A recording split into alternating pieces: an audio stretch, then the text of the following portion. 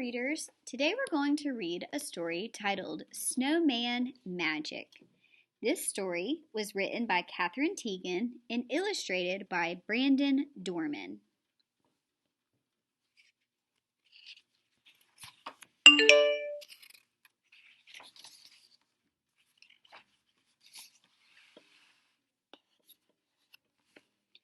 It had been snowing all day. Snowing, snowing, snowing. George was bored. There was no school, so he needed something to do. He kept looking out the window. Would it ever stop?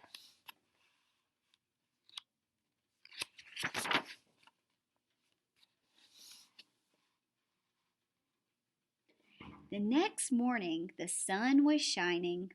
When George looked out the window, everything was a brilliant white. The snow was so bright, it was almost hard to look at. If he squinted, he could see it was very deep and it had drifted high against the slope in his backyard. George put on his warm socks and his snow pants and his flannel shirt. Then he put on his snow jacket, his boots, his mittens, and his hat. He was ready.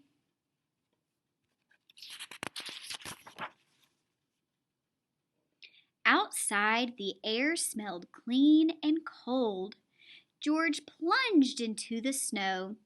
It was flurry, but crunchy too. He made a snowball and threw it against a tree. It was very, very quiet. George took some snow and packed it into a small ball. Then he started rolling the ball in the snow. The ball got bigger and bigger. Then the ball got too heavy to roll. He stopped rolling it near the bottom of the slope. Then he started rolling a medium-sized ball. Then he put it on top of the big ball. Finally, he made a small ball for the top. What do you think he might be making? George went inside the house and found a scarf in the closet and a carrot in the refrigerator.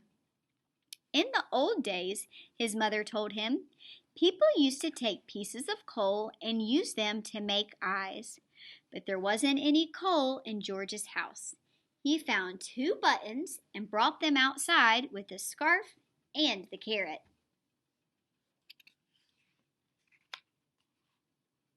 He carefully pushed the buttons into the small ball near the top. He stuck the carrot in the center. He found a few small twigs and used them to make a mouth. He wrapped the scarf between the top ball and the middle ball. Then he found 2 branches to stick into the sides of the middle ball. It was a perfect snowman. George turned his head. He thought he saw the snowman smiling at him. Could it be? Time for a snack, said George.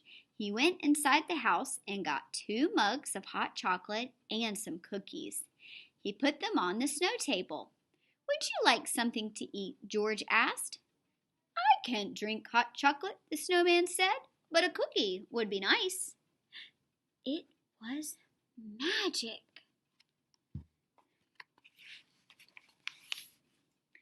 After their snack, George made a cave, tunneling deep into the slope.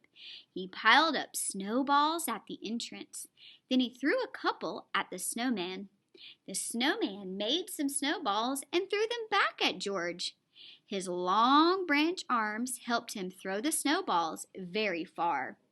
It was hard to say who won the fight, but it was still fun. The snowman chased George around the yard, and then George chased the snowman. The snowman couldn't move that fast, so it was easy for George to sneak up on him.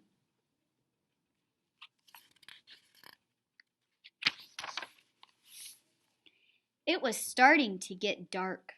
George didn't want to go inside, but his mother was calling him. "Goodbye, Snowman," he said. "I will see you tomorrow." George thought he heard the snowman say, "Good night." The next day it was warmer. The sun was even brighter, and the snowman was shrinking. George played with him all day, but he could tell that the snowman didn't quite have the same energy. Boys and girls, what do you think might be happening to the snowman? Then it was Monday. George had to go to school. It was another bright, warm day. When he came home, the snowman was almost gone. The scarf and the carrot and the buttons had slid down. He could hardly recognize his snowman. The cave had collapsed too, and the snowman table had melted.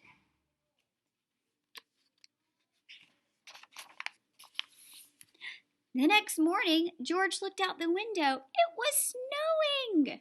Snowing, snowing, snowing. He couldn't wait to build his snowman again. The end. Thank you, first graders, for listening. I hope you enjoyed this story.